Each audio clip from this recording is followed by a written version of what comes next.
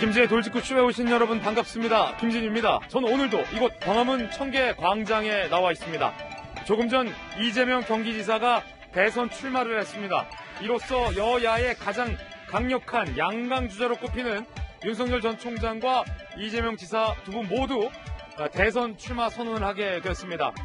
윤석열 전 총장이 바라보는 이재명 지사는 어떤 모습일까요? 이재명 지사가 바라보는 윤 전 총장은 어떤 사람일까요? 잠시 후에 두 사람의 목소리를 통해서 직접 들어보시죠. 이제 대선이 본격적으로 시작됐습니다. 저는 비가 오나 눈이 오나 매일 아침 이곳에서 여러분을 기다리겠습니다. 김지의 돌직구쇼 지금 라이브로 시작합니다. 잠깐만요.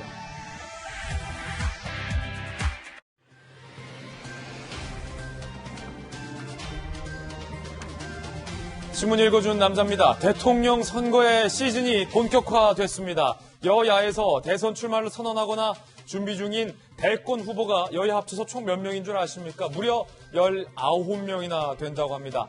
역대 대선 중에서도 이례적으로 가장 많은 숫자의 대권, 왕좌를 차지하기 위한 도전자들의 숫자입니다. 19명. 잠시 후에 치열하게 오늘부터 본격화된 대선 소식 저희 김진의 돌직구쇼에서 가장 정확하게 짚어드리겠습니다. 오늘 종합신문 함께 하시죠. 먼저 동아일보입니다. 여당에서는 경선 9명 레이스에 돌입을 했습니다. 국민대표 200명과 살벌한 압박 면접을 갖겠다라는 겁니다. 추미애 장관, 이광재 의원, 이재명 지사, 정세균 전 총리, 이낙연 전 대표, 박용진 의원, 양승조 지사, 최문순 지사, 김두관 의원입니다. 그 가운데 오늘 조금 전 가장 강력한 1강 이재명 지사가 대선 선언을 했습니다. 잠시 후에 어떤 메시지 밝혔는지 들어보겠습니다.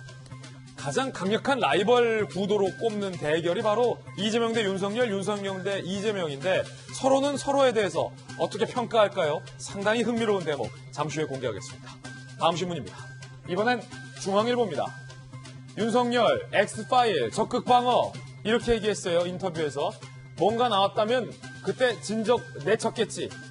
추미애 전 장관을 언급한 겁니다. 총장 때 이거 징계 사유에도 안 들어갔다. 추미애 장관이 내가 뭔가 있었다면 그때 내치지 않았겠냐 라며 자신감을 내비쳤습니다. 이준석 대표와 만나기도 했습니다. 잠시 후에 X파일에 대한 윤 전 총장 측의 항변, 반박 들어보겠습니다. 다음 신문입니다. 이번엔 경향신문입니다. 집값 떨어진다는 홍남기 부총리의 말, 시장은 믿지 않는다. 와, 경향신문 기사 제목부터 셉니다. 안 믿지롱 이거죠. 서울 집값 장기 추세 상회 고평가 가능성이라는 겁니다. 쉽게 말해서 홍남기 부총리와 정부와 정반대로 시장은 가고 있다. 부동산 전문가들은 이거 정부의 말을 더 이상 아무도 믿지 않는다. 시장에서 이렇게 계속했습니다. 고급스럽게 표현하면 정책의 신뢰가 제로라는 얘기입니다. 다음 신문입니다. 이번엔 한국일보입니다. 걱정스럽습니다. 신규 확진자 수가 확 불어났고 취소가 됐습니다.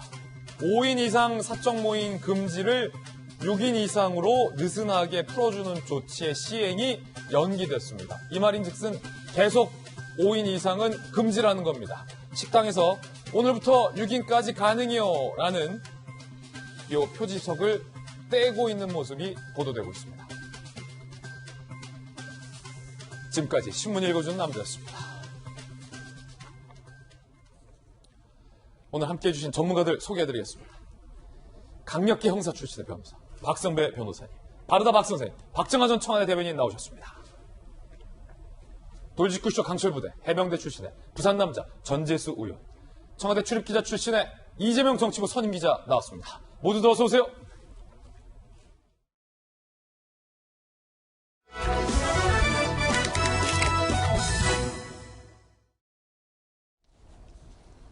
김진의 돌직구쇼 첫 소식으로 대통령 선거와 관련된 중요한 뉴스들 보도해드리겠습니다. 여야를 합쳐서 이번 대선에 도전하기로 밝힌 잠정 주자군이 총 19명입니다. 한 명이 없는 20명에 육박한 겁니다. 이렇게 대선 주자가 많았던 적이 있었을까 싶을 정도입니다. 그만큼 여야 모두 이번 대통령 선거를 그 어느 때보다 중요하게 생각한다는 반증이 될 겁니다. 여야 간의 대결도 치열해지겠지만 여당은 여당끼리, 야당은 야당끼리의 대결 또한 그 어느 때보다 치열해질 전망입니다. 대통령 주자들과 관련된 뉴스 본격적으로 시작을 해보겠습니다. 그 중에 하나, 오늘 이재명 지사가 조금 전 대선 선언을 했습니다. 뭐라고 밝혔을까요? 들어보시죠. 대한민국 헌법 제1조를 읽으면서 두렵고 엄숙한 마음으로 제20대 대한민국 대통령 선거에 출마를 선언합니다. 역사를 돌이켜보면 공정한 나라는 흥했고 불공정한 나라는 망했습니다. 공정한 사회에는 꿈과 열정이 넘치지만 불공정한 사회는 불가피하게 좌절과 회피가 잉태됩니다. 규칙을 지켜도 손해가 없고 억울한 사람도 억울한 지역도 없는 나라. 기회는 공평하고 공정한 경쟁의 결과로 합당한 보상이 주어지는 그런 사회라야 미래가 있습니다. 위기가 더 많았던 흑수저 비주류 출신이지만 위기를 기회로 바꾸면서 성과를 만들어 온 저 이재명이야말로 위기의 대한민국을 희망민국으로 바꿀 수 있습니다. 위기의 대한민국, 지금은 이재명. 새로운 대한민국, 이재명은 합니다. 이재명 지사 측이 미리 만들어 놓은 영상을 조금 전에 공개를 한 거고 거기에 음악과 사진 등도 삽입이 돼 있는 모습 살펴보고 있습니다.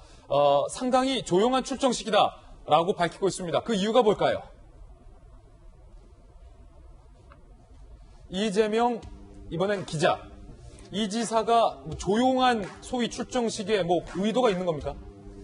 여러 가지 메시지가 있다고 봅니다. 저는 가장 대표적인 게 이번 경선 연기를 하느냐 마느냐 어떤 나름대로 굉장히 치열한 싸움에서 어떤 이재명 지사 쪽이 이겼다 이렇게 많은 사람들이 평가하지 않습니까? 그러면서 오히려 어떤 주류의 거부감은 더 커졌다 이런 분석도 나오는 거죠. 왜냐하면 이 지사가 다른 분들을 향해서 가짜 약장수 취급을 했다. 굉장히 강경한 발언들을 쏟아냈었죠. 예. 그런 점에서 어떻게 보면 어떤 당내 거부감을 줄이는데 굉장히 방점을 둔, 어떤 각을 세우기보다는 본인의 어떤 정책들을 그냥 홍보하고 이런 쪽에 좀 방점을 둔. 그래서 오늘 대선 선언문에서도 어떤 각을 세우는 멘트는 거의 찾아볼 수 없었습니다. 오히려 맨 마지막 문장이 자신의 민주당원이다. 그리고 내가 집권한다면 사기 민주당 정권이 들어서는 거다. 이런 식으로 강조하면서 어떤 민주당 주를 향해서 거부감을 줄이는 데 좀 중점을 둔 게 아닌가 싶고, 또 하나 오늘 대선 선언문에서는 주목됐던 게 뭐냐면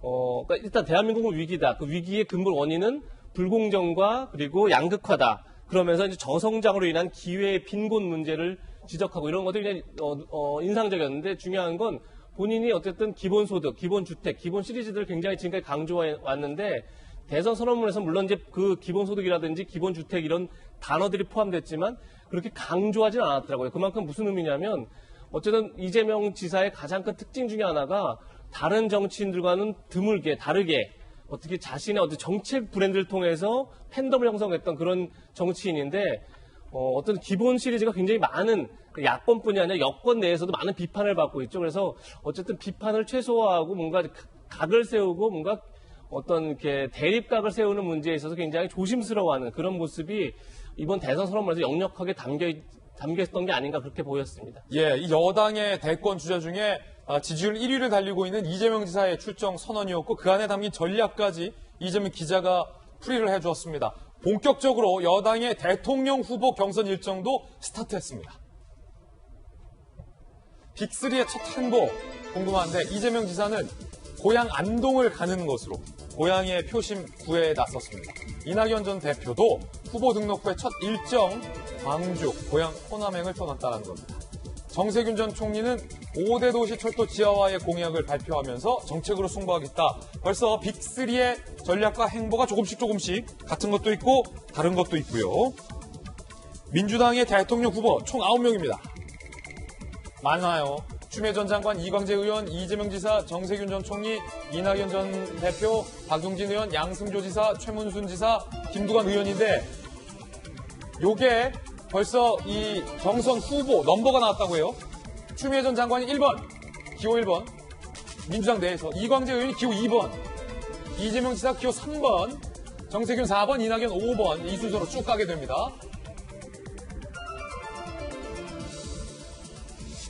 전재수 의원님, 예. 민주당의 이제 본격적인 경선 됐는데 기호와 관련돼서 사실은 국회의원 선거 때도 마찬가지고 이제 당내의 이제 경선에서도 기호를 굉장히 중요하게 생각하고 민감하게 생각하시는 분들도 많잖아요. 이게 그러니까 어떻게든 뭐 1번이냐, 2번이냐, 3번이냐, 아니면 뭐 5번 뒤로 밀려나냐, 뭐 이런 것도 민감해할 것 같은데 요 지금 기호, 넘버, 배순 이거 어떻게 보십니까? 일단은 저 이제 기호 추첨을 할 때는 본인들이 안 나가고 이제 대리인들이 나가거든요. 아, 대리인들이? 네, 대리인들이 나가서 이제 뽑기 하는 거죠. 아니 그 대리인은 얼마나 부담돼요. 그래서 제가 그 말씀을 드리려고 하는데 대리인들이 하루 전날 엄청 긴장한답니다. 그렇죠. 그다음에 또 좋은 기운을 받기 위해서 예. 뭐 혼자만의 뭐 비법이 있다면 그런 것도 하고 뭐 그래서 굉장히 이제 당내 경선을 할 때 기호를 몇 번을 받는지 이 부분에 대해서 되게 신경을 썼는데 특히 예. 이제 민주당이 지금 이제 총선이나 지방선거를 하게 되면 기호 1번이잖아요. 1번이잖아요. 예. 이제 뭐 제일 먼저 이제 당의 기호와 일치하는 것을 제일 선호를 하고 1번이 가장 선호하는 그렇습니다. 번호. 그 다음에 우리 국민들이 생각하는 건 똑같습니다. 짝수보다는 1357. 1357. 그 다음에 럭키 세븐. 럭키 세븐. 뭐 이런 거. 그렇기 때문에 굉장히 아마 그렇게 신경들을 썼을 텐데. 추미애 전 장관 입장에서는 그러면 1번, 인기 있는 1번을 어떻게든 또 쟁취했네요. 뭐 잘 뽑았네요. 굳이 뭐 의미를 부여하자면 그렇습니다. 그런데 또 이제 뽑고 난 뒤에 예를 들면 4번을 뽑았다. 별로 안 좋아하지 않습니까? 4번은 일반적으로. 그러면 또 거기에 맞게끔 또 의미 부여를 또 나름 합니다. 그래요? 또 포장을 하고 그렇기 때문에 뭐 이제 국민들이 보시기에 뭐 민주당 내 경쟁이기 때문에 크게 뭐 의미를 부여를 하지는 않겠지만 그러나 이제 추첨을 하기 전에는 상당히 긴장해서 한다. 긴장해서 한다. 예, 이 말씀을 드리고 이재명 지사가 지금 기호 3번을 뽑았고 이광재 의원이 지금 기호 2번을 뽑았네요. 그렇습니다. 예. 그래서 이제 이게 만약에 9명이 아니고 10명까지 넘어가 버렸으면 이제 10번, 11번 막 이렇게 이제 나왔을 텐데 일단은 11일 날 이제 경선 컷오프를 통과하면은 아마 저 기호가 또 한 번 더 조정이 되거든요. 그렇죠. 왜냐하면 컷오프 컷오프에서 이제 세 분이 이제 탈락을 하기 때문에 그래서 일단은 뭐 저렇게 진행이 되더라도 컷오프 뒤에 다시 또 분호가 부여가 될 그럴 예정입니다. 예. 상당히 좀 긴장을 한다. 번호 뽑기 전에. 그런 이야기도 좀 흥미롭게 듣고 있고요. 이재명 지사가 출정 선언을 한 만큼 이번 대결에서 강한 라이벌 매치로 꼽는 구도 중에 하나가 윤석열 대 이재명, 이재명 대 윤석열일 겁니다. 여야를 대표하는 강력한 주자들입니다. 서로가 서로를 향해서 어떻게 평가하는지 상대에 대한 인물평 상당히 좀 흥미롭습니다. 직접 들어보시죠. 이재명 지사님하고는 과거에 제가 한 4년 전에 성남지청에 근무할 때 법정에서 자주 뵀습니다. 굉장히 열심히 하시고 변론도 잘 하셨던 것으로 기억이 나고. 이제 처음 이제 본인을 한번 드러내신 거잖아요. 네. 제가 볼 때는 좀 미래에 관한 말씀을 많이 하셨으면 어땠을까 이런 주로 이제 과거 얘기더라고요. 좀 우리 사회가 미래에는 어떻게 가야 될지를 네. 주로 좀 많이 말씀하셨으면 어땠을까 그런 생각이 들었습니다. 윤석열의 공정과 이 지사님의 공정 어떻게 좀 다르게 봐야 될까? 좀 차이가 좀 많습니다. 네. 이제 윤 전 총장께서 하시는 일은 과거에 대해서 제재하는 좀 네. 네거티브한 과거 좀 지향적인 측면이 있죠. 제가 말씀드리는 공정은 좀 미래지향적이고 포지티브한 측면이 있는 겁니다. 자, 청와대 대변인 출신 바로 여쭤보겠습니다. 박정하 대변인. 윤 전 총장과 이 지사가 서로를 향해서는 점잖게 평가를 해주셨는데 뭐 그리 좋은 말들은 안 했던 것 같아요. 윤 전 총장 입장에서는 일단 길게 설명하지는 않았고 변호사 때 열심히 하던 분. 그게 다예요. 이 지사는 좀 뭔가 길게 말했는데 자꾸 윤 전 총장에 대해서 그 과거다. 어떻게 보십니까?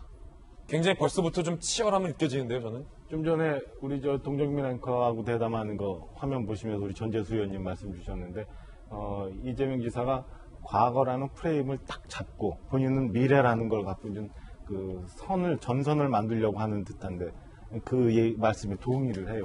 우선은 그 윤석열 전 총장은 첫 데뷔 무대잖아요. 예. 데뷔 무대이기 때문에 이재명 지사에 대해서 뭐 굳이 지금 시작부터 굳이 나쁜 평을 할 필요는 없지 않았나 싶은 생각이 들고 이재명 지사는 윤석열 총장이 전 처음 그 기자회견을 하면서 굉장히 강렬한 언어로 문재인 정부 정권에 대해서 굉장히 비판을 세게 했잖아요.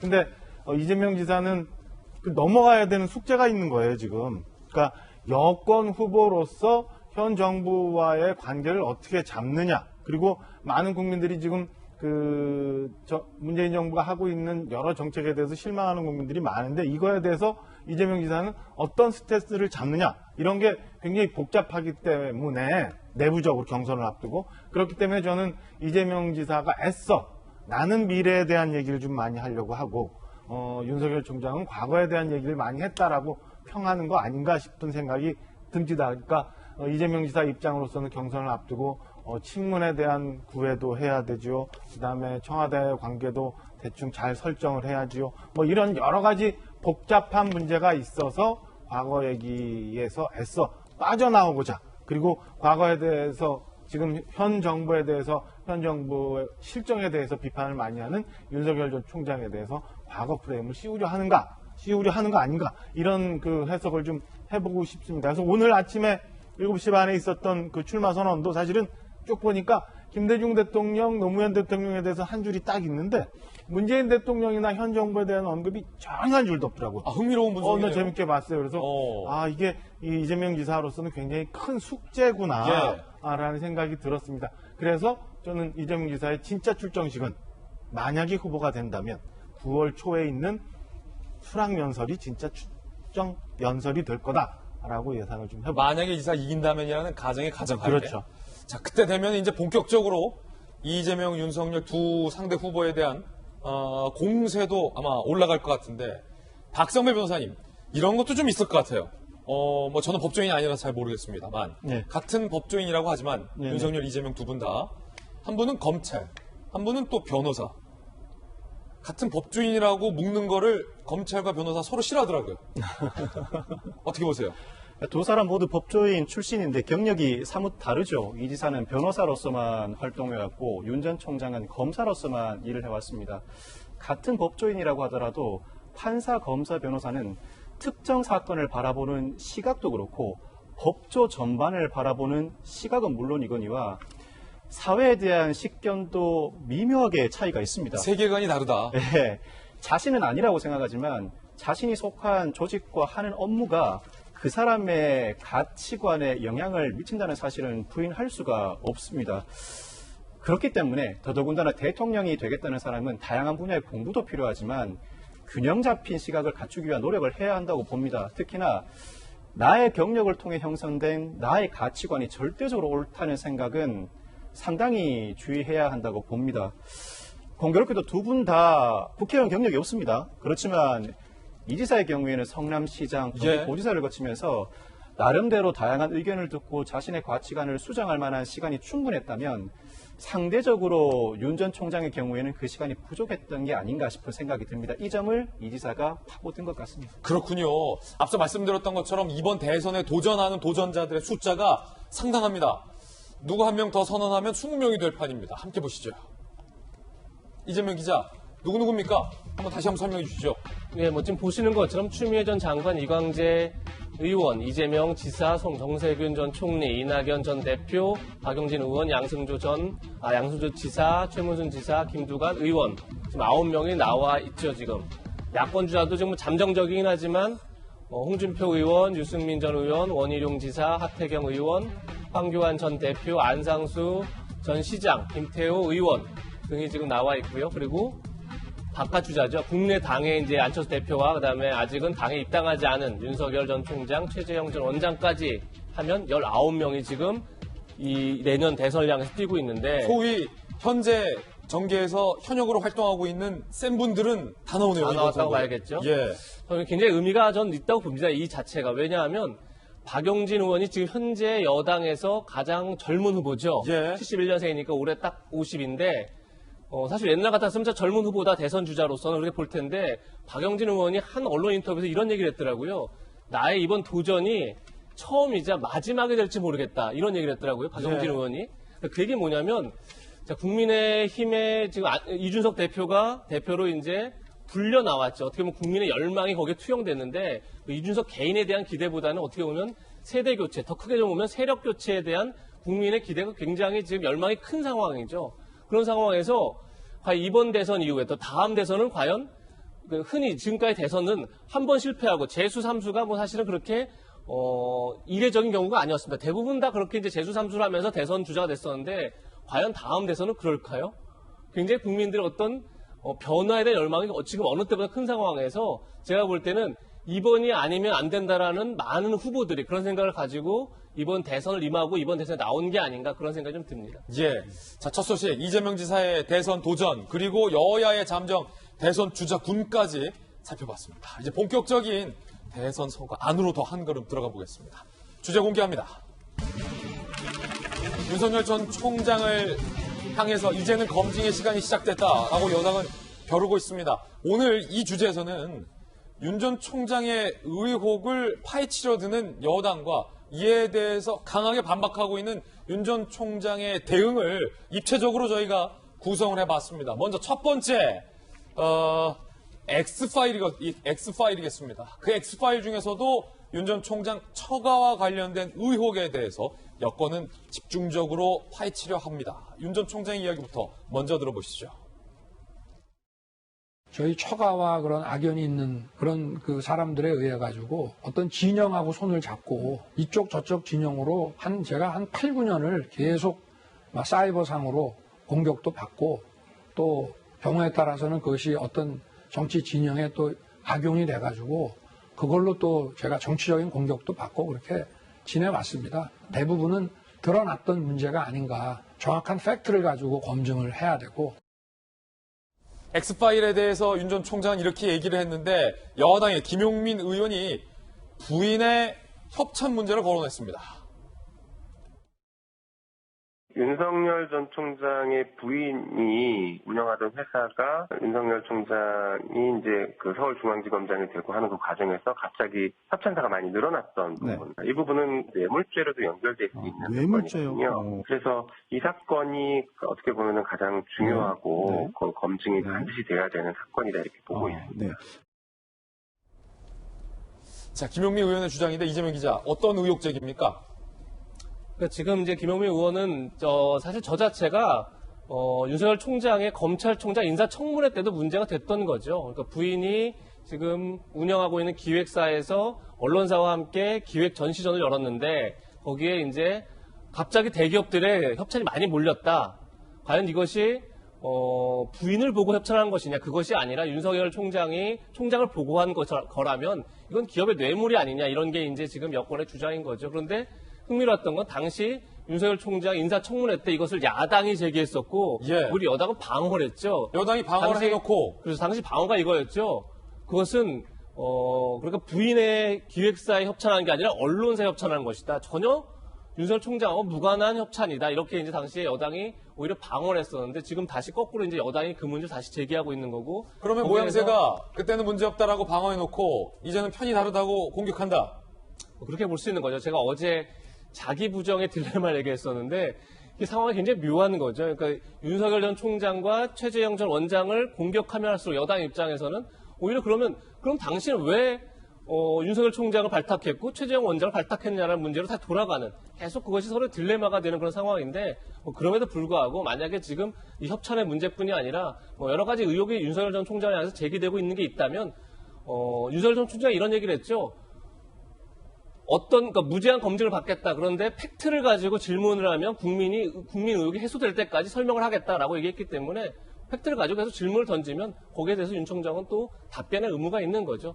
그럼에도 불구하고 제가 아까 말씀드린 것처럼 그렇게 계속 딜레마 속에 여야가 같이 있지 않나 싶습니다. 그렇군요. 전재수 의원님, 이재명 기자의 주장을 한 줄로 줄이자면 적어도 공격을 할 때는 본인들이 문제 없다라고 한 건에 대해서는 공격을 하면 안 되지 않겠느냐라는 문장으로 줄일 수 있겠는데 어떻게 보십니까? 특히 X파일 공세와 관련해서. 그러니까 이게 국민들께서 보시기에는 그 윤석열 총장이 검찰총장으로서 인사청문회 자리에 섰을 때 여당은 말하자면 두둔을 했고 야당은 죽으라고 공격했죠.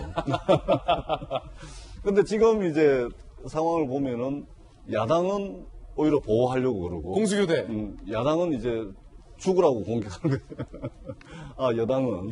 그런 측면에서 보면 이게 정치라는 것이 상황에 따라서 이랬다 저랬다. 그런 측면에서 보면은, 국민들께서 이제 민주당에 대해서 내로남불, 은행 불일치에 대해서 이제 많이 말씀을 하셨는데 정치권이 늘 가지고 있는 이중적 속성 자체가 내로남불이라는 상황에 처할 수밖에 없는 것 아닌가, 이런 근본적인 한계가 있는 게 아닌가, 그런 생각이 들고요. 예. 다만 우리 국민들께서 가장 강력한 대통령 후보 1위를 달리고 있는 윤석열 전 총장이 이제 공식적으로 등판을 하고 난 뒤에 기대를 하는 것은 뭐냐면, 정치 초년병임에도 불구하고 1위 주자 아닙니까? 그럼 국민들께서는 뭔가 좀 신선하고, 그러니까 좀 서툴긴 해도 뭔가 좀 신선하고 또 참신하고, 그러한 속에서 대한민국에서 희망을 윤석열을 통해서 발견하고자 하는 그런 열망들이 좀 있거든요. 예. 그럼 이런 열망들을 가지고서 윤석열 총장이 좀 그런 메시지와 그런 행보를 좀 보이는 것이 저는 굉장히 좋을 것 같은데, 근데 아쉽게도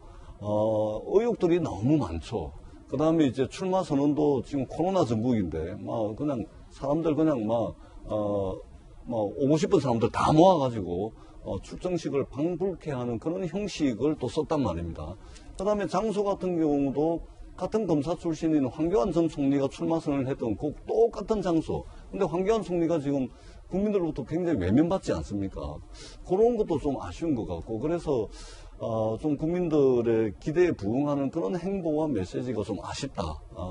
이 말씀을 드리고, 이전에 사이다 발언이라든지 뭐 이런 것들을 좀 기대하는 것이 있죠.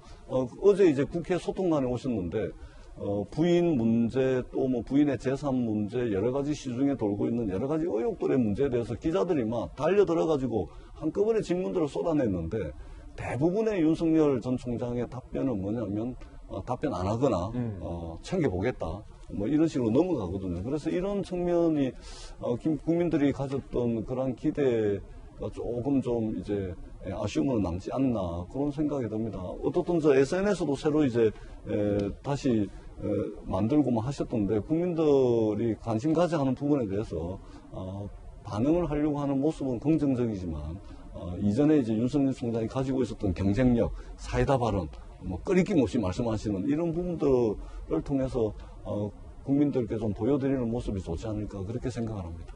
엑스파일 의혹과 관련돼서, 그리고 추 전 장관도 언급을 해서 한 차례 논란이 있었기도 했던, 특히 아내의 여러 가지 과거와 관련된 사실 여부를 떠난 의혹들에 대해서 윤 전 총장이 강하게 반박을 했습니다. 수사 의뢰를 한다고 수사를 하겠나? 지금의 검찰이, 지금의 경찰이 의미는 없지만 필요하면 법적 조치할 것이다. 라는 아리송한 말을 했습니다. 총장 때 징계사회에도 엑스파일 같은 거 안 들어갔다. 뭔가 나왔다면 그때 내쳤겠지. 여기에서 가로 열고 가로 닫고 추미애. 그간 수사기관 뭘 했나 개탄스럽다. 박정하 전 대변인, 이 답변에는 두 가지 의미가 들어가 있는데, 엑스파일에 대한 의혹은 만약에 하나라도 사실이었다면 추미애 장관이 날 가만히 안 뒀을 것이다. 저는 사실이 아니라는 부정 뿐만 아니라 지금의 수사기관에 대한 강한 불신이 지금 들어가 있습니다. 어떻게 분석하십니까? 좀 뭐 두 가지 지금 다 일리가 있다고 보고요.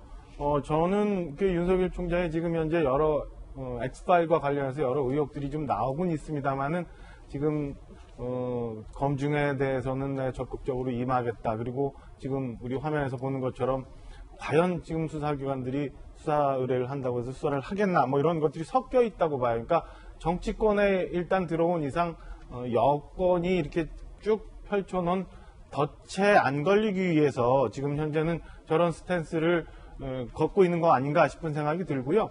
사실은 제가 만약에 윤석열 총장 쪽에 뭐 조언을 해준다면은 완샷 완킬의 어떤 그 준비를 했으면 좋겠다는 얘기를 하고 싶어요. 왜냐하면 사실은 지금 스멀스멀 연기처럼 뭐 배우자 아니면 장모 처가 관련한 얘기들이 나오지만 아무것도 누가 분명하게 얘기를 하지 않은 실체가 있는 건 아니거든요. 거기다 대고 내가 뭐 이거는 뭐고 저건 뭐다라고 얘기 먼저 할 수 있는 상황이 아니에요. 거기 들어가는 순간 저는 윤석열 총장 쪽에서는 너무 일찍 빠져 들어갈 수 있다고 보고, 좀 전에 우리 김영민 의원이 이제 시작을 했습니다만 저기서 보는 것처럼 무언가 잘못되는 부분이 있다면 윤석열 총장이 얘기한 것처럼 의미는 없지만 필요하다면 법적 조치를 할 거다에 많은 부분이 있지 않나 싶은 생각이 들어서. 왜 수사기관에 대해서 불신을 갖게 됐을까요? 수사기관은 지난 뭐 쭉 봤습니다만은 그 지난 1년 동안 지금 뭐 검찰개혁이라는 명분 하에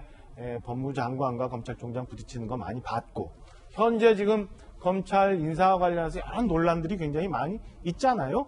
과연 이런 상황에서 본인에 대한 수사가 제대로 이루어질 수 있는지에 대해서 저는 제가 당사자라도 저렇게 걱정, 우려, 그다음에 불신할 수밖에 없는 상황이라고 보여집니다. 소위 윤석열 때리기에서 가장 선봉에 추미애 전 장관 등이 섰습니다. 추 전 장관의 이야기 들어보시죠.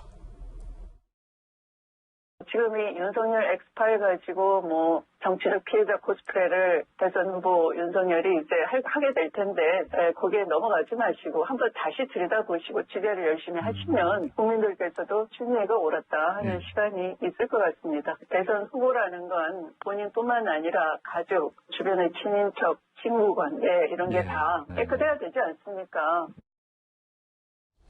이 같은 추미애 전 장관의 공세에 대해서 궁금한데요. 윤 전 총장은 과연 어떻게 반응했을까요? 상당히 궁금합니다. 그의 답변 들어보시죠. 평가할 필요가 없다고 생각합니다. 국민들이 알아서 잘 판단하실 거로 이미 작년에 그런 무리한 일들을 거듭하다가 중간에 법무장관도 그만두지 않았습니까? 야, 사실은 이재명 기자, 악플보다 무서운 게 한때 무플이다라는 말도 있었는데 뭔가 반박을 하거나 그러면 추미애 전 장관이 반박에 재반박을 할 것이고 그러다 보면 추미애 대 윤석열의 구도로 부각이 될 법도 한데 어쩌면 그것이 추미애 전 장관의 전략일지는 모르겠으나 윤 전 총장은 평가할 필요가 없다. 추미애 전 장관에 대해서 무리하게 날 징계하다가 물러나신 분 아니냐라고 반응했어요. 이거 뭐 어떤 전략입니까? 굉장히 상대를 힘 빠지게 하는 얘기죠. 그렇습니까? 사실은 각을 세우면 오히려 또 아까 얘기한 것처럼 추미애 전 장관 입장에서는 제가 지난번에 말씀드렸지만 추미애 전 장관, 조국 전 장관 등으로 윤석열 총장이 정치적으로 성장했는지 몰라도 지금 추미애 장관한테 가장 필요한 정치적 반사체는 윤석열이라는 존재죠. 윤석열 총장이 만약에 대선을 계속 레이스를 하지 않는다면 추미애 전 장관도 레이스할 명분이 사실 없는 거죠. 그런 점에서 추 전 장관 입장에서는 윤석열 전 총장이라는 존재가 지금 본인의 반사체 역할을 해주고 있는 건데 지금 답변은 그거죠. 추미애 전 장관에 대한 평가를 묻자 평가할 필요가 없다. 국민이 다 알아서 판단하고 있다. 이렇게 되면 참 상대가 힘이 빠지는 거죠. 상대 안 하겠다 이겁니까? 그렇죠. 그렇게 이제 볼 수 있는 거고 사실 어제 나온 답변 중에 또 하나 재미있는 건 이재명 지사를 두고도 이재명 지사의 기본소득에 대해서 어떻게 생각하느냐 이렇게 딱 물어봤습니다. 가장 어떻게 보면 자신의 경쟁 상대고 어떻게 보면 앞으로 대선 과정에서 가장 쟁점이 될 사안 중 하나죠. 그렇죠. 거기에 어떤 답변을 했냐면 기본소득이 옳다고 생각하면 계속 주장해라. 그럼 국민이 판단할 거다. 또 이렇게 답변을 합니다. 예. 그러니까 뭐 사실 굉장히 어떻게 보면 글쎄요, 뭐 윤석열 전 총장이 이걸 노렸는지 모르겠으나 굉장히 고도의 전략 중에 하나라도 볼 수도 있는 측면이 있죠. 그러니까 상대가 참 반박하기도 애매하고 그렇다고 해서 가만히 있자고 하니 그것도 참 자신의 정치적으로 어떻게 보면 존재감이 없어져 버리고 그래서 윤 전 총장이 글쎄요, 뭐 나름 준비를 한 답변인지 모르겠으나 나름 이건 다 질문이 나올 수밖에 없는 사안들인데 거기에 대해서 나름대로 본인이 정리한 답변들을 하고 있지 않나라는 생각이 들더라고요. 그렇군요. 정치 베테랑 이재명 기자의 흥미로운 분석이었습니다. 그런가 하면 또 하나의 검증 논란이 불거졌는데 윤석열 전 총장의 대변인을 지냈던 이동훈 전 논설위원과 관련된 의혹이 제기됐습니다. 윤 전 대변인 이동훈 골프채 수수 의혹 논란인데 아직은 논란입니다. 입건 상태고요. 단정할 수는 없습니다. 윤석열 총장의 대선 출마 선언 당일에 참 이 타이밍도 공교롭죠. 이동훈 전 대변인의 청탁금지법 위반 혐의 입건 사실이 보도됐습니다. 그러니까 의혹이 제기됐고 입건이 됐다라는 겁니다. 그 의혹이 사실이다라고 단정할 수 없는 상황인데 공교롭게 윤 전 총장 출마 선언 당일에 이게 보도가 나왔습니다. A씨, 이 A씨에 대한 설명이 필요할 텐데 100억대 사기 등 혐의로 구속된 수산업자입니다. 그러니까 구속된 범죄인입니다. 현직 부장검사 금품수소 의혹 수사 중에 이 같은 진술을 했다라는 겁니다. 이동훈 전 위원에게 수백만 원 상당의 골프채를 주었다. 그리고 TV조선의 앵커 B씨에게 접대를 했다. 중고차를 건넸다. 라는 진술도 수사당국이 확보를 했다는 겁니다. 그리고 검찰 관계자, 경찰 관계자에게도 로비를 했다라는 설명도 나왔습니다. 이동훈 전 대변인은 지난달 10일 1신상의 이유로 사퇴를 한 바 있는데 그때 혹시 이 형사 입건과 관련된 의혹 때문에 사퇴한 것이 아니냐라는 뒷말도 나오고 있습니다. 일단은 강력계 형사 출신의 박성배 변호사께서 보시기에 이게 어떤 의혹이고 어떤 혐의로 구체적으로 뭐 입건이 됐다는 겁니까? 과거 뇌물죄 사건에서는 가장 치열하게 다투는 쟁점이 직무 관련성이었습니다. 예. 금품을 받은 사실은 존재한다고 하더라도 직무와 관련된 금품이었는가가 가장 치열하게 다투어졌는데 지금은 직무 관련성을 묻지 않습니다. 청탁금지법, 이른바 김영란법에 따라서 금품만 받았다면 그 금품이 1회에 100만 원을 넘어서거나 1년에 300만 원을 넘어서게 되면 3년 이하의 징역 등에 처해지게 됩니다. 그렇군요. 다만 받은 금품이 그 금액에 이르지 않은 경우에는 과태료 부과 처분 대상일 뿐입니다. 즉 범죄가 아니라는 것입니다. 범죄가 아니라는 거예요? 이러한 취지에서 이동훈 전 대변인이 이 받은 선물의 가액 등에 대해서 다투고 있는 것으로 알고 있습니다. 즉 범죄는 아니라는 취지로 다투고 있는 것으로 알고 이동훈 전 있습니다. 대변인 입장에서는 아이언채고 쓰던 중고채를 쓰라고 해서 내가 쓴 거다. 만약에 받았다는 그 물품이 1회 받았고 그 가액이 100만 원에 이르지 못한다고 한다면 과태료 부과 처분 대상일 뿐이지 형사처벌 대상이 아닌 그건 것입니다. 범죄는 아니다. 범죄는 아니라는 것이죠. 아마 그러한 취지에서 다투고 있는 것으로 보이는데 사실 윤 전 총장 입장에서는 이런 발언도 했었죠. 이 검수 완박이면 부패 완판이다. 예. 즉 검찰 수사권을 완전히 박탈하면 부패가 완전히 판칠 것이다라는 취지의 발언도 한 바가 있습니다. 즉 진영과 무관하게 부패를 척결해야 한다는 것이 윤 전 총장의 가장 강력한 메시지였고 대통령 후보로서의 윤 전 총장의 존재 가치를 드러내주는 가장 대표적인 발언이 아닌가 싶습니다. 그런데 현실적으로 앞으로 선거를 치르는 과정에서 지금까지 접하지 못했던 많은 사람들의 도움을 받아야 할 텐데 그 과정에서 이 사람들의 관련된 의혹이 제기될 때 본인의 존재 가치와 상반되는 이들의 도움을 받아야 하는 상황, 물론 현재는 사실관계를 다투고 있는 상황입니다. 딜레마에 빠질 수밖에 없는 상황으로 보입니다. 그렇군요. 앞으로도 상당 기간 대선 가도를 달려나가야 하는 윤 전 총장 입장에서 이 문제를 어떻게 해결해 나가야 할지 고민이 깊은 대목이 아닐 수 없을 것 같습니다. 그러면은 강력계 형사님 출신이시니까 또 법을 잘 하시는 변호사님이시니까 만약에 이 수산업자의 주장대로 수백만 원 상당의 골프채를 건넸다는 게 사실이라면 그것은 범죄가 성립하는 거고 그렇죠. 네. 이동훈 전 논설위원이 주장하는 것처럼 쓰던 골프채, 아이언채 주고 그게 100만 원 밑이라면 이건 범죄가 아니다라는 얘기죠. 과태료 부과 처분에 불구하고 김영란법이 선물은 5만 원까지는 지급해도 무방하다고 규정하고 예. 있습니다. 즉 5만 원까지는 아예 문제가 되지 않고 그를 넘어서서 100만 원 이하라면 과태료 부과 처분 대상이지 범죄는 아니라는 겁니다. 형사하셨으니까 그럼 이건 어떻게 가려냅니까? 어떻게 수사할 수 있습니까? 일단은 받았다는 물품 자체가 무엇인지 특정하는 것이 가장 중요합니다. 물품을 확보하고 네, 물품 자체를 특정하는 것이 가장 중요하고 만약 중고차라고 한다면 받은 당시에 가액을 시가 감정하는 방식이 따로 마련되어 있습니다. 아 그래요? 그런데 아마 경찰은 받았다는 물품을 골프채 한정하지 않고 혹시나 그 1회 외에도 여러 차례 받은 또 다른 물품이 있지는 않은지를 추가 조사할 가능성이 굉장히 높습니다. 그렇군요. 경찰과 검찰 고위 관계자에게는 뭐 명품 시계도 줬다 뭐 이런 얘기도 나오고 있던데 네. 이것도 마찬가지인 겁니까? 마찬가지입니다. 동일하게 적용되고 만약에 받은 금품이 300만 원에 이르지 못한다고 하더라도 대가 관계가 존재한다면 당연히 뇌물죄입니다. 그는 별도로 형사법에 따라 처벌을 가능하게 합니다. 그렇군요. 지금 사실관계와 주장들이 서로 대비되고 있는 상황이기 때문에 뭐 하나 단정할 수는 없을 것 같은데 이재명 기자 일단은 뭐 하는 사람이에요?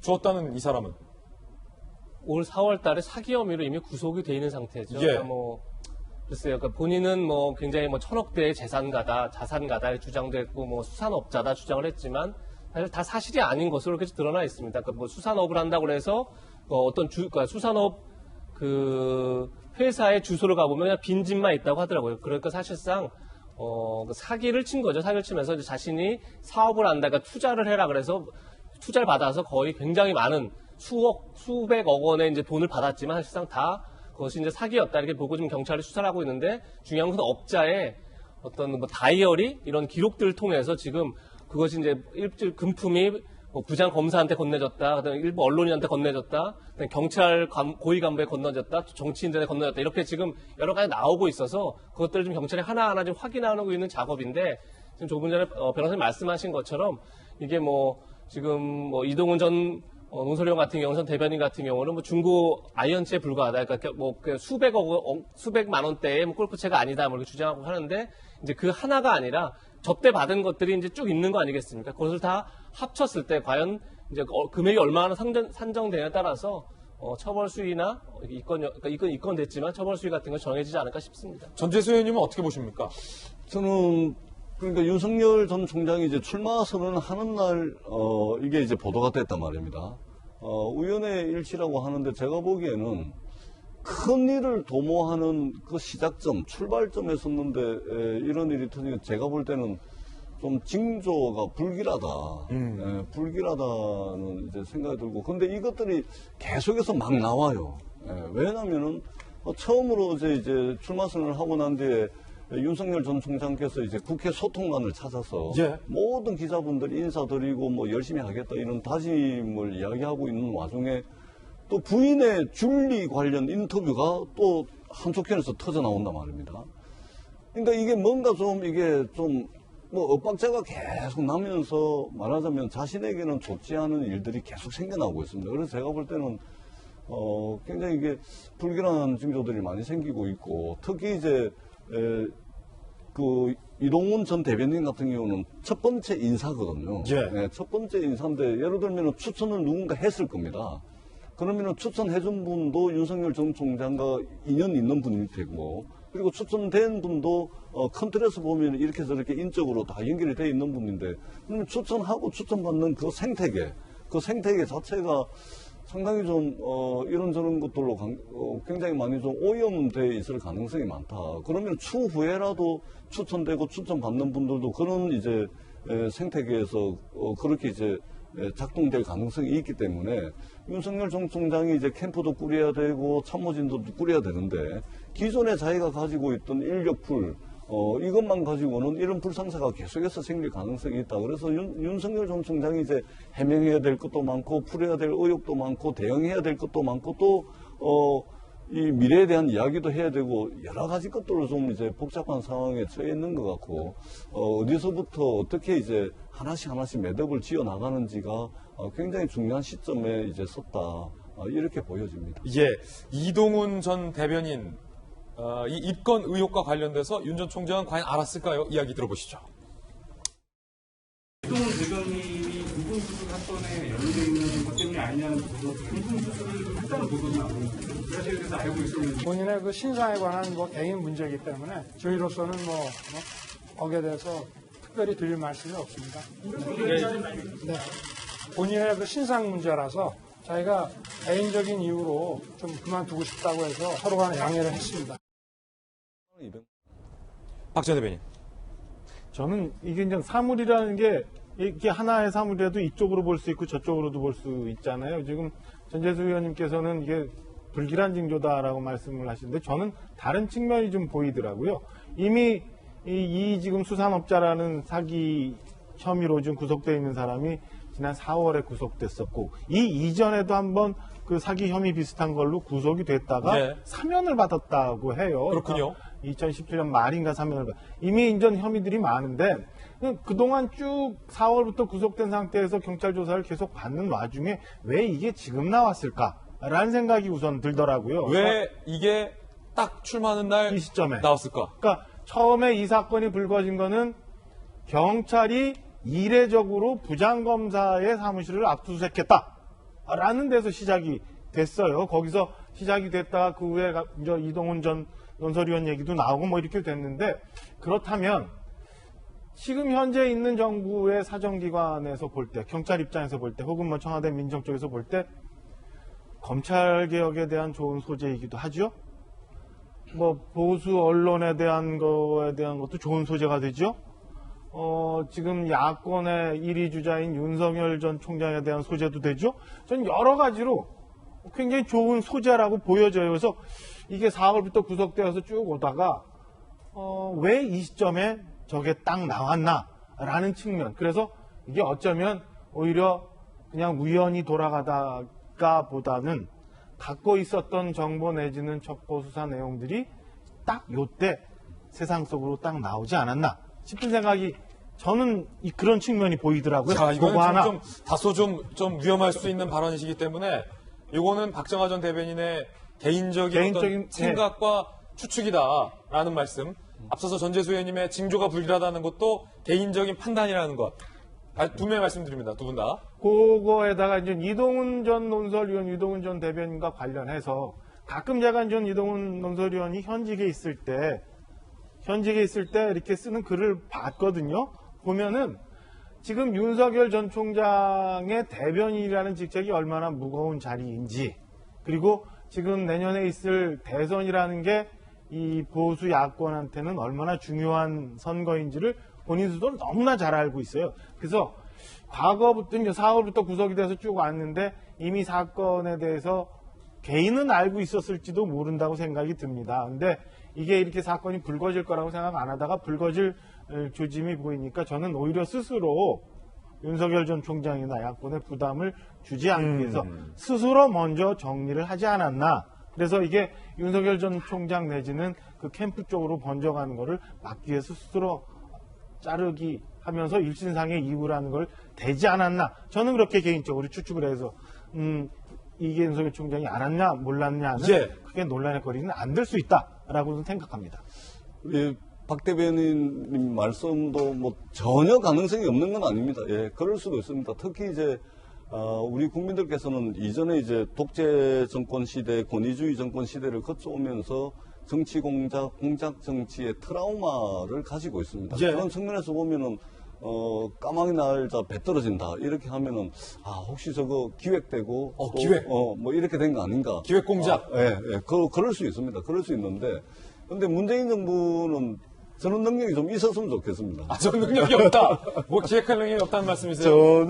전혀 없다는 말씀을 드리고요. 알겠습니다. 네, 저 정도 능력이 있었으면 문재인 정부의 최고 감사 기구의 수장인 최재형 감사원장이 저렇게 하고서 그만두고 훅 나가버리거나 문재인 정부의 검찰총장이 말하자면 이게 민주당을 그냥 초토화시켜 놓고 나가거나 이런 일이 생기지가 않죠. 그런 능력이 없기 때문에 그런 능력이 없기 때문에 지금 이게 이 난리가 나고 민주당이 지난 재보궐선거 때 완전히 그냥 뭐 그로기 상태로 국민들의 이 매서운 해초리를 맞았지 않습니까?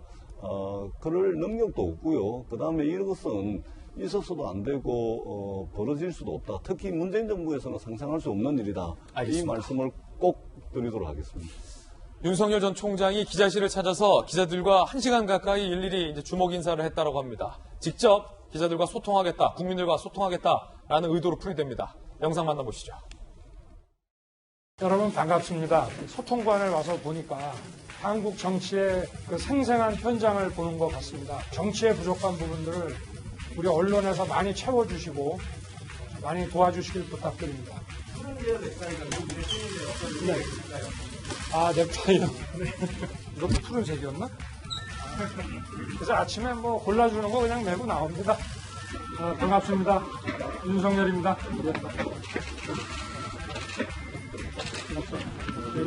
요새 악수는 안 되는데.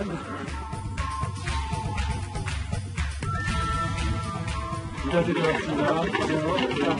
반갑습니다.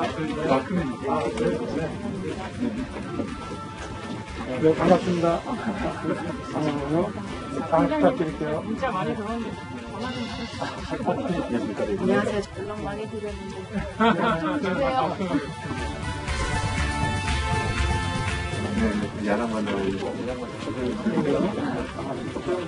한쪽이 야당, 한쪽이 야당.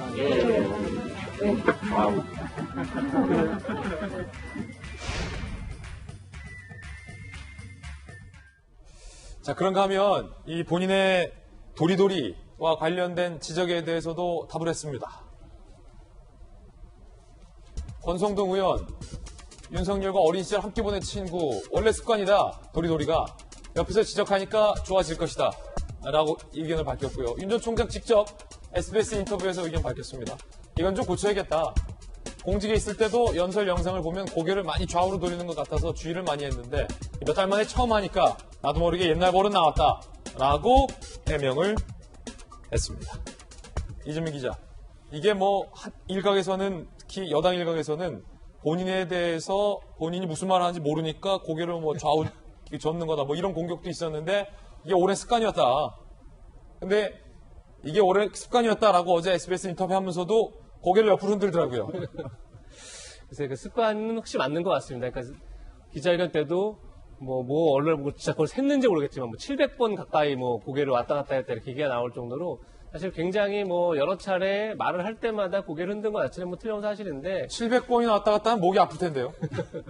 근데 이게 어쨌든 중요한 게 뭐냐면 어떤 메시지가 전달되는 과정에서 언어적 요소보다 늘 비언어적 요소가 더 많은 비중을 차지한다고 얘기하지 않습니까? 그러니까 실제 본인이 한 얘기를 몰라서 저렇게 고개를 흔들었다는 건 굉장히 지나친 공격이지만 저렇게 자꾸 이제 국민들 비춰진 것 자체가 어떻게 보면 확신 없이 얘기하는 것처럼 비춰질 수 있기 때문에 본인이 이제 알고 있고 또 그런 이제 지적을 받았기 때문에 본인이 고쳐야죠, 저거는 반드시 그리고 어쨌든 메시지에서 그 비언어 요소가 중요하다는 점을 본인도 더 잘할 것 같고 그런 점에서 다음에 또 이제 기자 회견이 될지 아니면 토론회가 될지 굉장히 이제 여러 가지 자리들이 만들어질 텐데 그럴 때 본인 스스로 좀 변화하는 모습을 보여주는 건 굉장히 국민들한테 저 정치인이, 저 지도자가 국민과 소통하면서 달라지고 있다는 건 굉장히 중요한 의미가 있거든요. 예컨대 지난번 700번, 근데 이번에는 300번으로 줄었다, 이런 식으로. 하지 말아야겠죠. 그런데 300번도 안 된다. 그런 변화하는 모습을 보여주는 건 자체가 의미 있기 때문에 이번 지적을 되게 달갑게 본인이 수용하고 변화한다면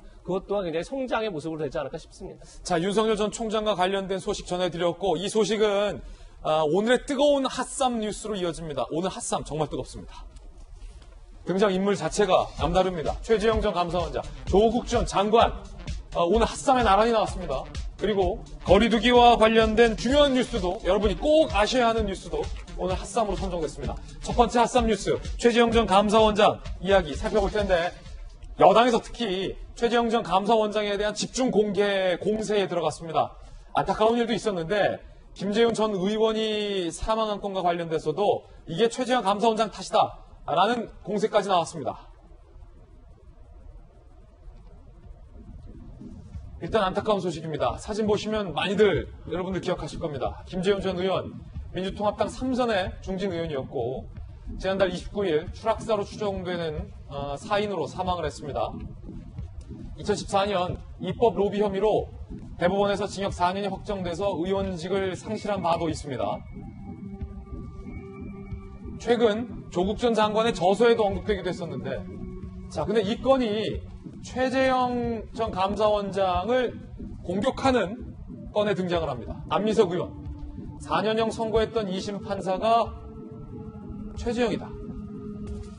감사원장으로 임명됐을 때 그는 울분토하며 분개, 정치적으로 타살당했다라는 좀 부적절한 지적을 안민석 의원이 했습니다. 홍영표 의원, 김 전 의원은 정치 공작의 희생자다 라며 최재형 전 감사원장 탓을 했고요. 최민희, 김광진 전 의원, 실형 4년 선고 항소심 담당 판사가 최재형이었다. 추미애 전 장관까지 검찰과 사법 권력의 희생자였다. 이미 노 전 대통령을 그렇게 잃었다라며 단순히 김재훈 의원을 추모하는 것이 아니라 이건 추모라고 볼 수가 없을 것 같아요. 제 생각에. 고인의 안타까운 죽음을 누군가를 비판하는 소재로까지 등장을 해서 논란이 일고 있습니다. 일단 박성배 변호사님, 대법원에서까지 확정 판결이 났다라는 김재훈 의원의 사건이 뭐였습니까? 김재윤 전 의원이 2013년부터 2014년까지 서울종합예술실용학교 이사장으로부터 교명 교체 관련법 개정, 즉 입법 로비 대가로 5,400만 원 상당을 수수했다는 뇌물수수 혐의를 받았습니다. 이 사건에서 1심이 이 금품 공여 날짜를 특정하지 못한 부분 일부 무죄를 선고하고 일부 유죄를 선고했는데 항소심은 1심에서 무죄를 선고한 부분을 포함해 전부 유죄를 선고합니다. 이때 판사가 최재형 전 원장이었던 것이고 그 판결은 대법원에서 그대로 확정되기에 이릅니다. 그렇군요. 대법원이 판단을 했다. 네. 2심 판사가 최재형 감사원장이었던 건 맞습니까? 그건 맞습니다. 사실 수사기관과 법원은 그 역할에 본질적인 차이가 있습니다. 수사기관은 사실상 수사를 더 할지 말지를 결정하기도 하므로 다른 요소가 개입될 여지가 상당히 많은 게 사실입니다. 그렇지만 법원은 기소된 사건이 사실인지 아닌지만 판단하는 기관이므로 다른 요소가 개입될 여지가 적긴 하지만 법원은 최종적인 판단 주체라는 무게감이 상당히 크기 때문에 다른 요소가 개입된다면 비판받아 마땅하죠. 그렇지만 이 사건의 경우에는 1심에서도 상당 부분 유죄가 선고되었고 대법원이 항소심 판결 그대로 확정을 지은 사건입니다. 이 문제에 대해서 여건이 이와 같은 문제 제기를 한다? 어느 정도의 국민들이 공감할지 상당히 의문입니다. 자, 야당과 전문가들은 비판을 하고 있습니다. 함께 보시죠. 이렇게 비판을 하고 있습니다. 하태경 의원, 남이 되면 정당한 판결까지 타살이라고 강변하는 궤변이다. 그렇게 문제 많으면 임명 당시엔 왜 찬양만 했냐라고 꼬집었고요. 자, 여야를 대표해서 두 분 의견도 좀 궁금합니다. 최재형 전 감사원장의 동무는 오죽 공격할 게 없으면 비극적 사안을 정치적으로 이열해 저열한 공세를 펼치냐는 분노가 나왔다라고도 반응이 나오고 있습니다. 먼저 박정환 전 대변인 어떻게 보십니까? 저로선 도저히 납득할 수 없는 논리구조.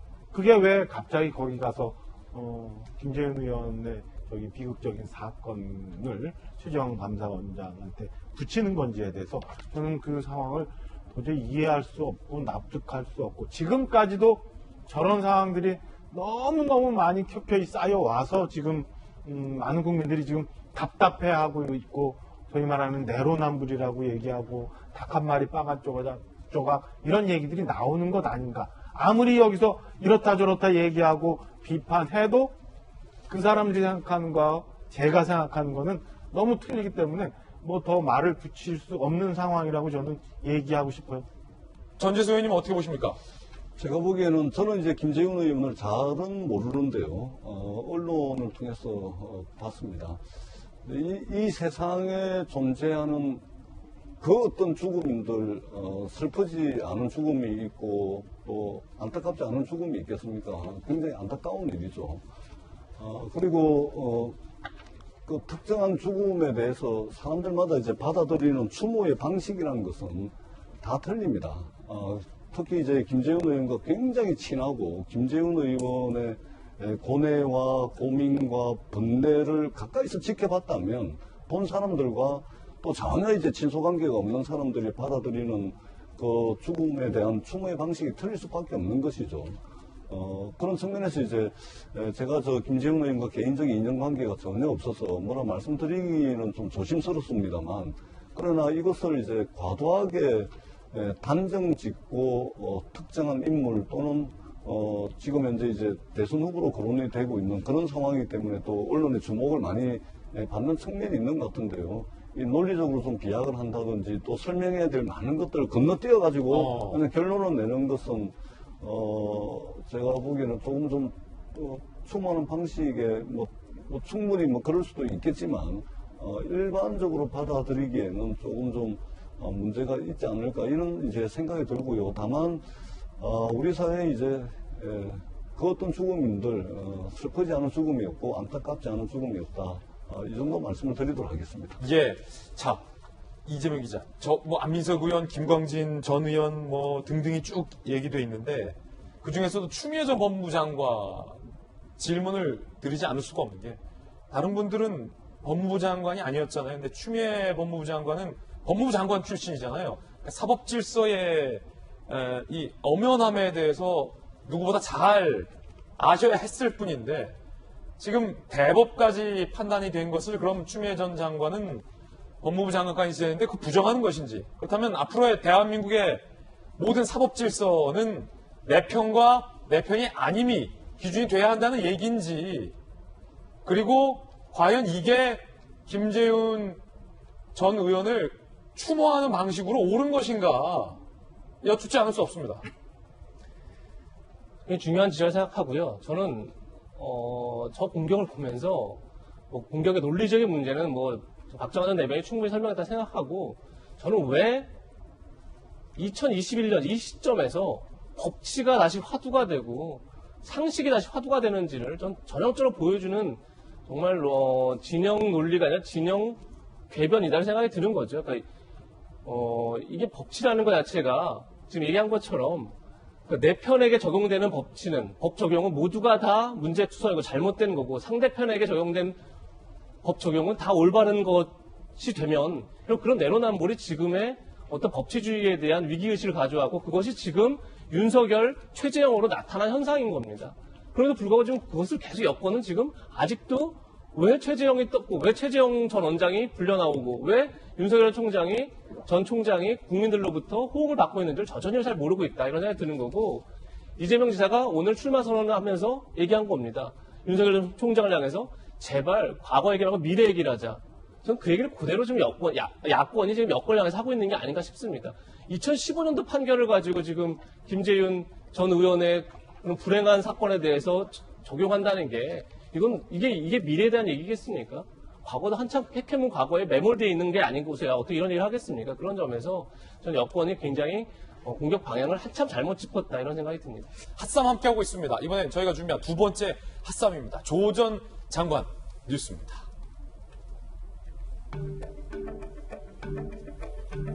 조 전 장관이 조선일보를 상대로 이 사파 오용과 관련해서 10억 원가량의 손배소를 제기했습니다. 조선일보가 지난달 21일에 성매매 유인의 지갑 털어라는 사회면 범죄 기사를 처리하면서 제목이 먼저 치세요 라는 기사의 제목이었고요.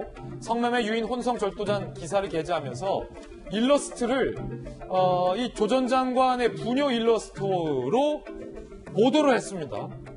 잘못 보도한 거죠. 명백히 잘못인데. 조 전 장관 측 부녀의 명예와 인격권이 회복할 수 없을 정도로 침해됐다. 조선일보 측 상대로 총 10억 원의 손해배상 청구 소송을 제기했습니다. 박성배 변호사님, 자 이거 어떤 뉴스죠? 조선일보가 이 관련 기사를 게재하면서 부적절한 일러스트를 사용함으로써 이 자신과 딸의 인격권과 명예가 회복할 수 없을 정도로 침해되었다는 취지입니다.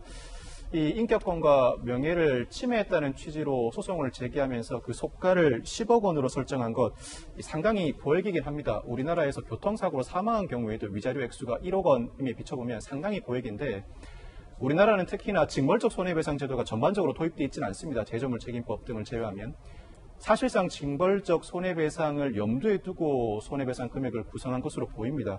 이 조 전 장관 측도 잘못된 관행과 상습적 범법 행위를 예방하기 위해서라고 언급하고 있습니다. 즉 조선일보 측의 행위가 일회성이거나 실수가 아닌 상습적이고 악의적인 의도가 있다고 보고 있는 것 같습니다. 이에 따라서 이 같은 내용의 기사를 전제한 LA 조선일보에 대해서도 현지 법률가를 통해서 소송을 제기하는 방안도 검토 중이라고 합니다. 그렇군요.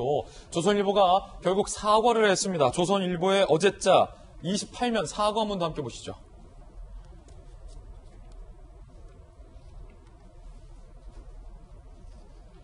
당사자와 독자께 다시 사과드린다라고 조선일보가 지면에 이렇게 조 전 장관과 조선일보 독자들에게도 사과를 했습니다.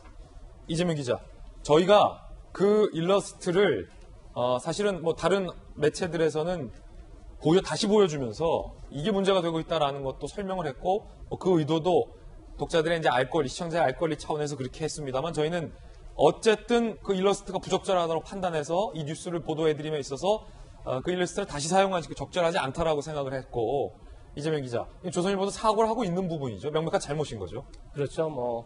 어제 한 면을 털어서 사과뿐이 아니라 왜 이런 일인지 벌어졌는지 경위를 설명했고 그다음 재발 방지를 위해서 어떤 조치를 취하겠다까지 했는데 제가 볼 때 조선일보 내부에서도 굉장히 심각성을 갖고 있는 것 같습니다. 그러니까 이게 온라인 기사를 출고하면서 지면에는 전혀 반영됐던 것이 아닌데 온라인 기사를 출고하면 아무래도 이미지가 없는 기사는 많이 보지는 않습니다. 그러니까 우리가 흔히 조회수가 많이 올라가지 않는 건데 그러다 보니까 이제 이미지를 하나 가져오려고 했던 거죠, 기자가. 그런데 이제 그 어떤 3인조 혼성 어떤 뭐라 그럴까 하여튼 성매매를 유인해서 뭐 돈을 뜯고 이런 이제 사람을 하기 위해서 하다 보니까 전혀 엉뚱한 지금 일러스트를 가져다 썼다. 그래서 그거에 대해서 뭐 그러니까 기자뿐이 아니라 회사 차원에서 뭐 당연히 변명의 여지가 없는 잘못인 거죠. 그런 점에서 이제 어제 한 면을 다 털어서 이제 그 문제에 대해서 이제 신문사 스스로가 어떤 반성한 게 아닌가 싶은데 뭐 이 문제에 있어서만은 저는 뭐 조국 전 장관의 주장이 전혀 뭐 지나치지 않다 이렇게 보이고 조선일보 스스로도 사과한 만큼 적극적인 배상 노력도 같이 하지 않나 싶습니다. 조 전 장관의 이야기 들어보시죠.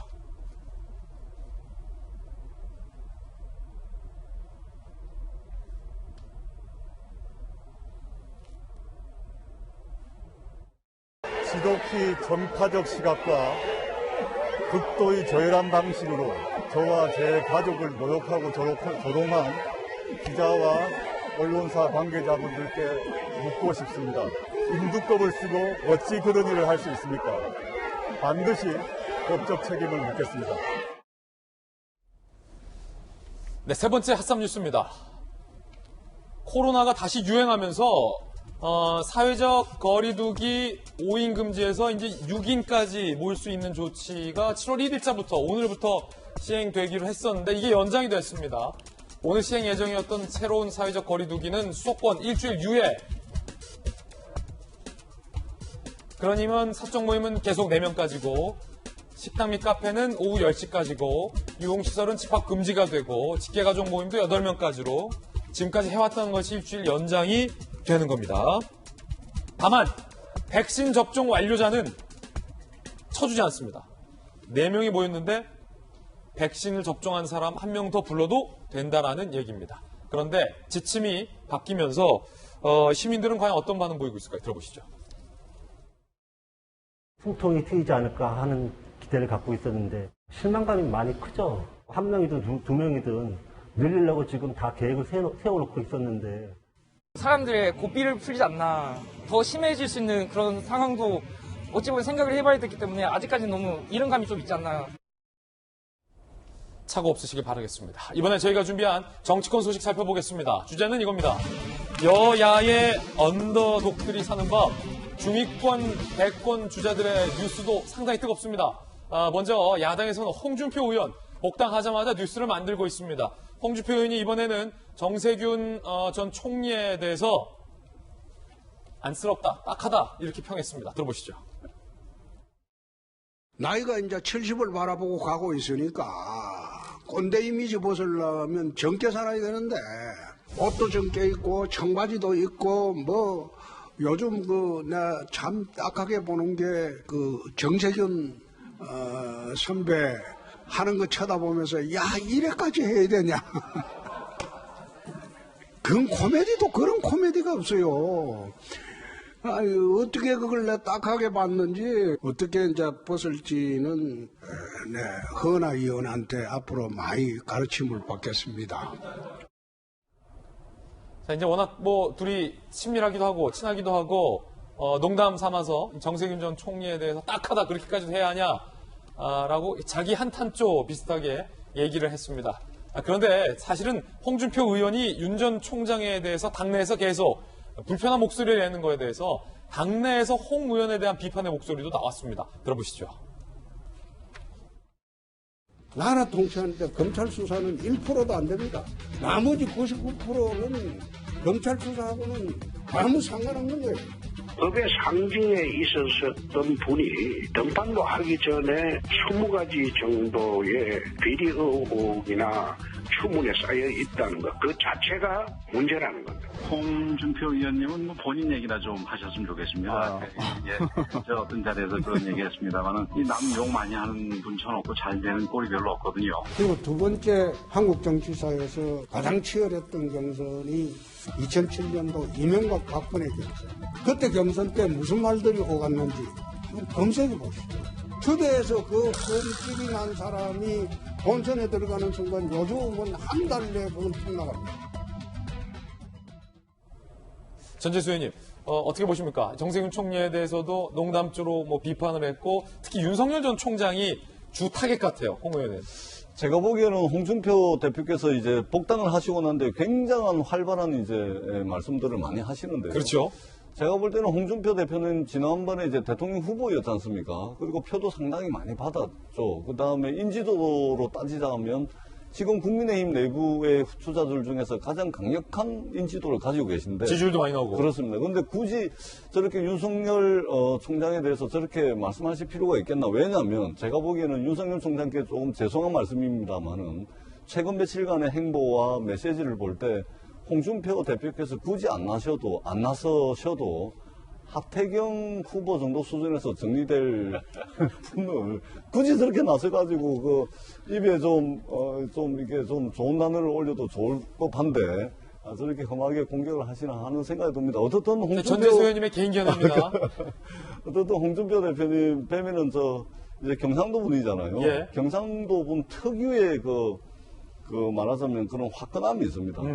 그런 부분들이 이제 대통령 선거에 대한 국민들의 관심 이런 것을 상당히 많이 불러일으킬 것 같고 앞으로도 아마 당내에 누가 제지를 하든지 간에 홍준표 대표께서 발언을 멈추시거나 말씀을 멈추시는 일은 없을 것 같아. 이런 생각이 들고, 어떻든, 굉장히 어떤 현상 자체를 굉장히 쉽고 재밌고 또 누구나 쓰는 단어로 표현하는 데 있어서는 대한민국 정치인 중에 1등이다. 그렇게 생각합니다. 그렇군요. 이준석 대표는 버스 문은 반드시 닫는다. 제 시각에. 라고 거듭 강조했습니다.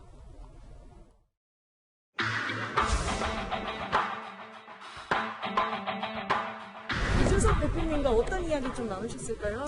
아니, 제가 오늘 사실 처음 뵀습니다. 그래서 인사를 나누고 가까운 시일 내에 이번 뵙기로 했고 더 깊은 얘기는 나눌 상황이 아니어서 못했습니다.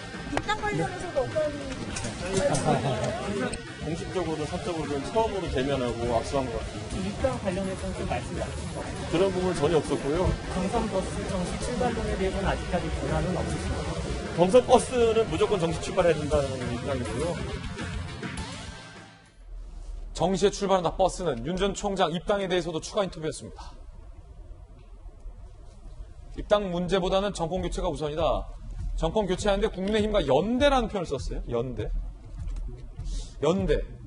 후보 연대? 선거 연대? 이런 생각 들기도 하고. 필요하다면 입당도 할 수 있는 문제. 필요하다면. 아리송한 답변을 내놨습니다. 그런가 하면 문재인 대통령은 박병석 의장을 만나서 윤석열 전 총장과 최재형 전 감사원장 두 분을 향해서 간접적으로 비판했습니다. 대선 국면으로 접어들면 대선에 빨려 들어가서 국회나 행정부가 영향을 받을 가능성이 있을 것입니다. 특히 기관장들의 초신 문제가 우리 공직자 사이에 영향을 주지 않았으면 한다는. 기관장들의 처신 문제를 언급했어요. 청와대 출입했던 이명 기자.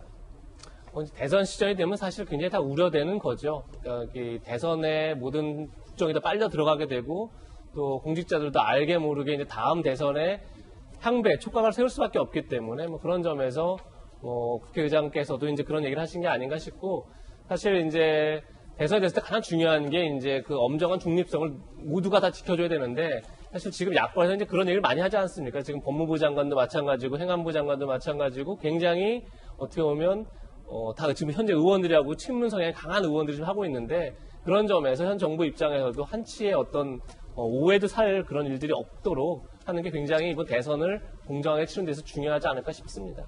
그런가 하면 여권의 중위권, 이광재 의원, 중위권보다 아래 하위권이겠죠. 하위권, 이광재 의원은 광재 코인을 발행해서 선거 자금을 모을 것이다 라고 독특한 공약을 했습니다. 들어보시죠.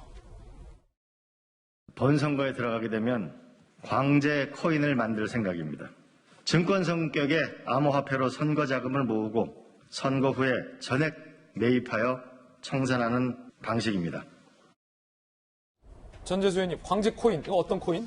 네, 굉장히 이광재다운 공약이고 접근 방식이다 생각을 합니다. 이광재 의원의 경우는 그동안 이제 기술 혁신, 또 혁신 성장, 벤처 창업 국가 이런 말씀들을 많이 하셨고, 특히 이제 4차 산업혁명이라든지 메타버스, 또 세계의 미래를 가장 먼저 만나는 나라를 만들겠다라고 주장을 해왔기 때문에, 그런 측면에서 이제 광재 코인 말씀이 있었던 것이고, 미래 경제에 대한 자신의 포부를 밝히는 차원에서 후원금조차도 광재 코인으로 하겠다 이렇게 말씀을 하신 거고, 저것이 이제 가상화폐 시장에 상장이 될지 안 될지는 한번 지켜봐야 되겠다는 말씀을 드리겠습니다. 예, 정치권 소식까지 살펴봤습니다. 이번에는 연예계의 한 주간 중요한 이슈들을 꼽아보겠습니다. 사건과 연예를 파헤치는 남자, 사연남 시간입니다. 오늘 연예 전문 기자 안지선 기자와 함께하겠습니다. 깜짝 놀랄만한 뉴스였습니다. 수면 마취제인 프로포폴 투약 혐의로 올해 초 벌금형을 선고받은 유명 걸그룹의 멤버가 브라운 아이드 걸즈의 가인 씨로 알려져서 논란이 일고 있습니다. 해당 보도에 따르면 수원지법은 올해 초 가인 씨에 대해서 벌금 100만 원의 명령을 내렸다고 밝혔는데, 이거 어떻게 된 일인지 자세히 짚어보겠습니다. 가인 측 프로포폴 투약 인정을 했군요. 프로포폴 관련 벌금형 처벌받은 사실이 있다. 극심한 우울증과 수면장애로 신중하지 못한 선택하게 돼 사죄 말씀드린다 라고 밝혔습니다. 연예전문 기자 안지선 기자 오늘도 사연남에 나왔습니다. 어서 오세요. 안녕하세요. 아니, 그 프로포폴 투약한 혐의로 벌금형 받은 걸그룹 멤버 정말 가인 씨 맞아요? 네, 이게 올 초에 이제 그 100만 원에 약식 기소된 사건이어서 알려지지 않았다가 이제 뒤늦게 알려진 건데요. 예. 사실 이 사건 두 가지를 좀 요약을 해볼 수 있을 것 같습니다. 이 가인 씨가 2019년 7월에서 8월 그 한 4차례 거쳐서 이제 프로포폴을 투약한 것으로 이것이 이 100만 원에 약식 기소된 사건이 하나 있고요. 사실은 가인 씨가 지난해 7월에 이 참고인 신분으로 이 애터미 데이트라고 이 프로포폴과 비슷한 전신 마취제 성분의 이 약을 이 브로커를 통해서 구입한 정황이 포착돼서 그래요? 네, 경찰에서 참고 조사를 받은 바 있거든요. 근데 당시에는 이제 모발에서 그런 이제 성분이 안 나왔고 자택 수사를 해봤더니 자택 수사에서 이 그런 약과 그다음 집에 주사기가 발견이 되면서 어느 정도 혐의점이 인정이 됐으나 당시에 치료 목적으로 구입했다라고 하면서 그 건에 대해서는 혐의가 없었지만 이번에 이제 프로포폴 그 투약한 혐의에 대해서는 한 성형외과 의사가 이제 연예인 몇몇 유명인이나 이런 사람들에게 프로포폴 투약한 그 정황이 포착돼서 그분을 이제 조사하는 과정에서 이제 가인 씨까지 드러나게 됐습니다. 아, 그렇군요.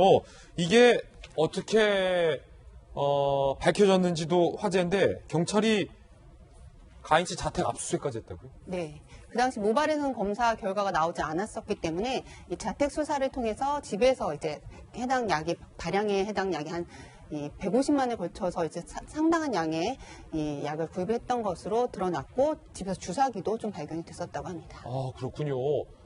당시 2017년 6월 남자친구였던 배우 주지훈 씨 얘기가 뭐 다시 재조용된 이유는 뭡니까? 예, 당시에 이제 전 알다시피 전직 약쟁이의 남자친구를 두고 있다라면서 SNS 글을 올렸고 당시 남자친구의 그 지인이 자신에게 이 대마초를 권유했었다라는 그 때아닌 폭로를 해가지고 그 당사자까지 검사를 받고 이 모발 검사까지 했지만 그분은 이제 무혐의 처분을 받았었고요. 하지만 그 당시에 이제 가인 씨가 마약에 대해서 굉장히 극혐한다. 자기는 이제 이게 합법적으로 되기 전까지 대마초 손 대지 않겠다. 그러면서 이제 호언장담했던 부분이 있었기 때문에 그 발언이 다시금 이제 이 재조명을 받으면서 사실 좌충수적인 발언이 아니었나 싶고 이번 사건으로 인해서 아무리 사실은 가인 씨가 이 주변에 자기 친한 지인들이나 이런 분들이 좀 아픈 일을 많이 겪었잖아요. 그래서 주변에 그 동료들이 죽음을 겪는 그런 과정에서 정신적 스트레스가 상당하고 개인적으로 공황이나 우울증이나 이런 힘든 그런 개인적인 거 있지만 그럼에도 불구하고 이제 이번 사건으로 인해서 예. 네, 대중의 비판은 좀 면할 수 없을 것 같습니다. 아, 그렇군요. 야, 이거 아무리 우울증이 있어도 프로포폴 이런 거 안 됩니다, 연예인들. 자, 두 번째 소식도 만나보시죠.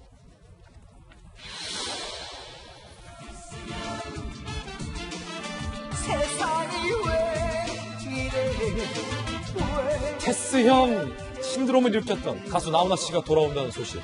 이른바 피켓팅이죠. 치열한 티켓팅으로 유명한 나훈아 씨의 콘서트를 앞두고 팬들의 반응도 아주 뜨겁다고 하는데 안지선 기자가 오늘 이 테스형 나훈아 씨의 특별한 취재 소식도 들고 왔다고 합니다. 사실 굉장히 궁금했었거든요. 지난번 KBS 통해서 나훈아 콘서트를 하고서 네. 그간에 뭐 하며 지내시나 테스형 궁금했는데 최근 근황에 대해서 취재해 오신 거 있습니까? 네, 사실은 지난해 9월 추석 때 굉장히 큰 신드롬을 일으키면서 테스형 신드롬이 전국에 불러일으키고 유튜브 상에서 나훈아 씨 관련 이야기 조금만 해도 굉장한 많은 조회수를 얻을 정도로 큰 화제를 모았었는데요. 그러면서 지난해 연말에 사실은 이 테스형 공연이 예정돼 있었습니다. 그런데 그 공연이 코로나 팬데믹으로 인해서 완전히 전면 취소되면서 굉장히 많은 큰 아쉬움을 남겼었는데요. 그로부터 반년 만인 올해 이제 7월에 부산에서 다시금 공연을 하게 된 겁니다. 그런데 예전에 지난해 공연도 8분 만에 매진됐었거든요. 예. 근데 이번에 20분 만에.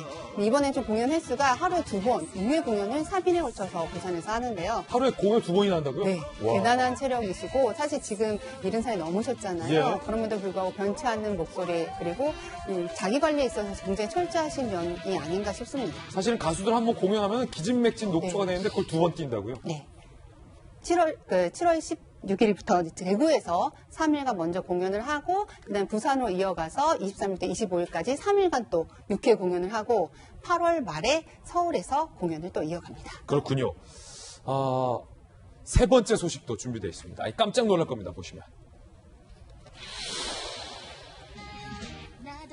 누구게요? 최근 온라인 커뮤니티에서 화제가 되고 있는 사진인데 누군지 알아보시겠습니까? 바로 한국 역도의 전설적인 간판 스타 역도 여제 전 국가대표 장미란 선수인데요. 안경을 쓴 채 머리를 반묶음한 모습으로 환하게 웃고 있는데 선수 시절과는 확 달라진 모습 많은 화제가 지금 되고 있습니다. 장미란 씨의 근황에 대해서도 왜 이렇게 달라졌는지에 대해서도 안지성 기자가 취재를 해왔습니다.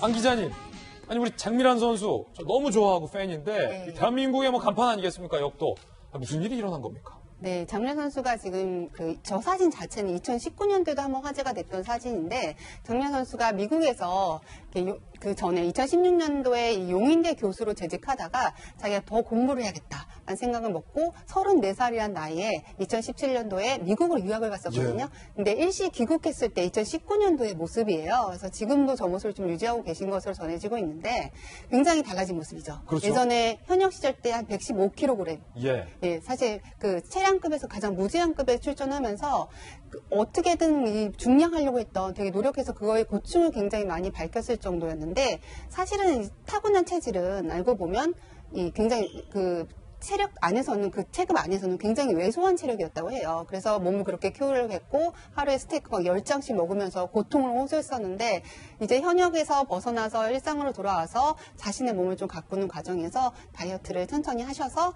지금의 몸매를 찾으신 것 같고요.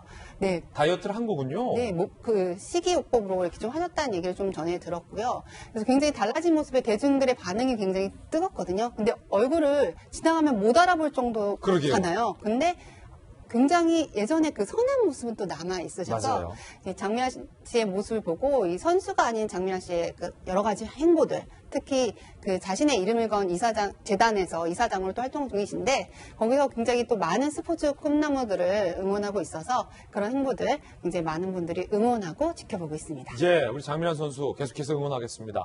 안지성 기자님 다음 주 사연남에서도 또 독특한 관점으로 취재 부탁드리겠습니다. 저희들은 60초 광고 후에 돌아오겠습니다. 잠시 후에 뵙죠. 네, 오늘 저희가 준비한 소식 모두 다 전해드렸습니다. 저희들은 내일 아침 8시 50분에 더욱더 풍성한 소식 들고 인사드리겠습니다. 오늘 하루는 분명 어제보다 나을 겁니다. 좋은 하루 되십시오. 고맙습니다.